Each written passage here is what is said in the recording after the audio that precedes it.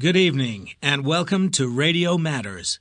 I'm joined in the studio by Rachel Watson, who has just written a book about the famous radio broadcast by Orson Welles of an adaptation of The War of the Worlds, a novel by an Englishman with a similar name, H.G. Wells.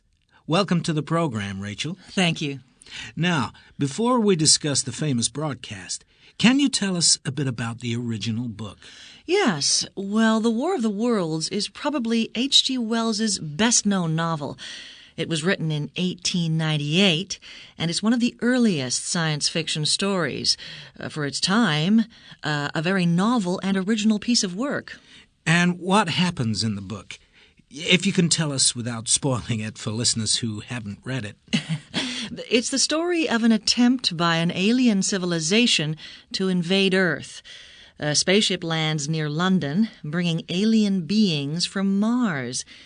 These Martians start to build huge three-legged fighting machines.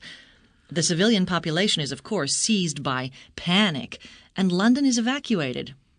The rest of the book tells the story of the battle between humans and these terrible machines. And some 40 years later, the famous film director, Orson Welles, dramatized the story for radio. Yes. He wasn't all that well known at the time, being just 23 years old, and it would be a few years before he would direct a major film. However, he was beginning to build a reputation as a theater and radio director, with lots of interesting and original ideas. But this broadcast brought him instant fame, nationally and internationally. Why did it cause such a stir? Well, it wasn't a straightforward radio play. It was done in a documentary style, with a series of live news bulletins reporting the landing of the Martian spaceship. The play started off like a music program with dance music, which was then interrupted by fake news reports saying that a huge flaming object had landed on a farm near New York. So, not in London? No. Instead of setting the action in England, as in the original story, they moved it to America. I expect they felt that many of the listeners would be far more interested if the action was set in familiar surroundings. The problem was that many listeners didn't realize it was fiction. They believed the news bulletins and thought that Martians really were invading Earth. To be fair, the radio station did, in fact, make it clear to the listeners that it was a dramatization. At the beginning of the program, there was a brief explanation and 2 more warnings in the course of the play. But many listeners either didn't hear them or weren't really paying attention.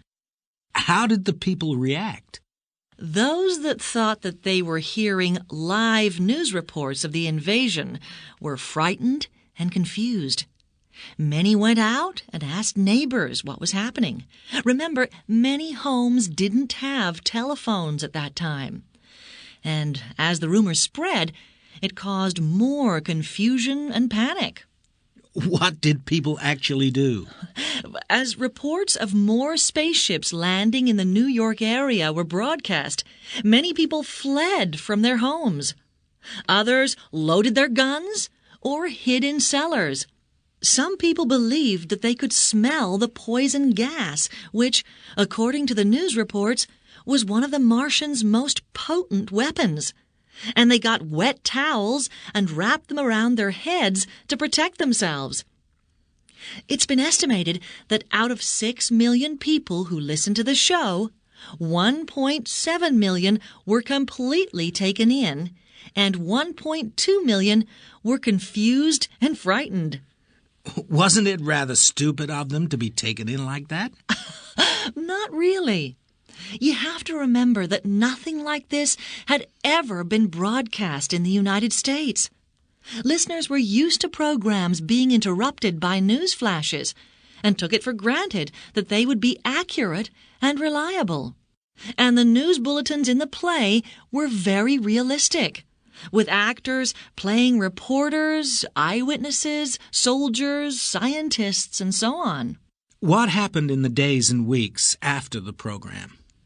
Newspaper reports of the program appeared on the front page of all the big national newspapers, and there was a huge public outcry.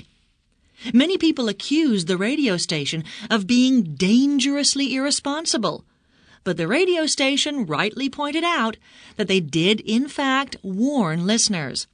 However, they had to undertake never again to use this device for dramatic purposes.